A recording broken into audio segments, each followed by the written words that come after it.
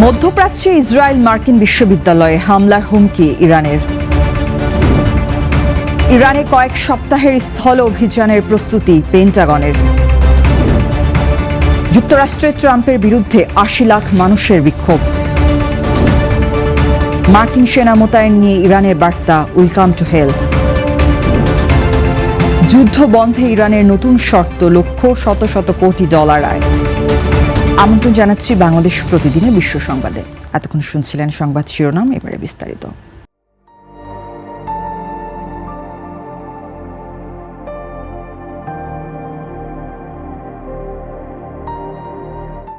মধ্যপ্রাচ্যে যুক্তরাষ্ট্র ও ইসরায়েলের হামলা ঘিরে উত্তেজনা আরও বেড়েছে।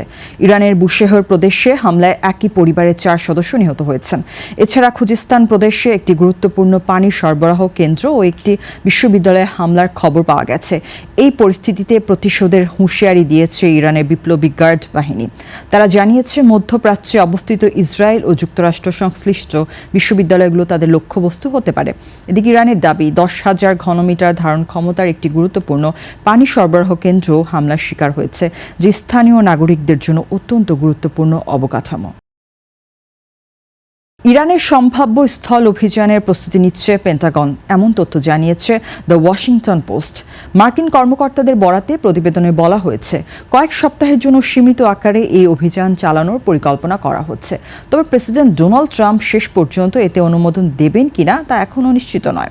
পূর্ণাঙ্গ যুদ্ধ নয়, বরং বিশেষ বাহিনী ও ছোট ছোট টার্গেটেড অপারেশনে জোর দেওয়া হচ্ছে। ইতিমধ্যে উপসাগরীয় অঞ্চলে 4,000-এর বেশি মেরিন সেনা পাঠানো হচ্ছে বলে ধারণা করা হচ্ছে। এছাড়া 82তম এয়ারবর্ন ডিভিশনের প্যারাটুর পারদেরও প্রস্তুত রাখা হয়েছে এবং আরও সেনা পাঠানোর বিষয়টি বিবেচনায় রয়েছে। এদিকে বিষয়টি নিয়ে হোয়াইট হাউস ও পেন্টাগনের আনুষ্ঠানিক প্রতিক্রিয়া এখনও পাওয়া যায়নি। যুক্তরাষ্ট্রের প্রেসিডেন্ট ডোনাল্ড ট্রাম্পের বিরুদ্ধে নো কিংস বিক্ষোভে প্রায় ৮০ লাখ মানুষ অংশ নিয়েছেন।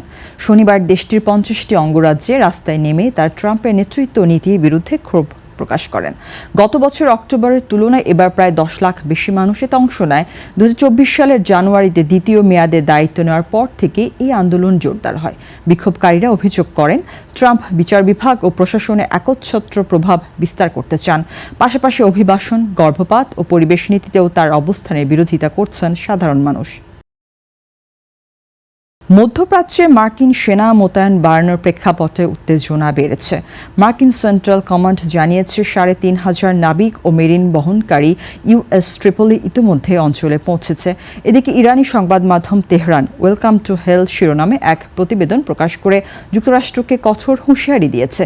সেখানে বলা হয়, ইরানে প্রবেশ করা মার্কিন সেনাদের পরিণতি হবে ভয়াবহ।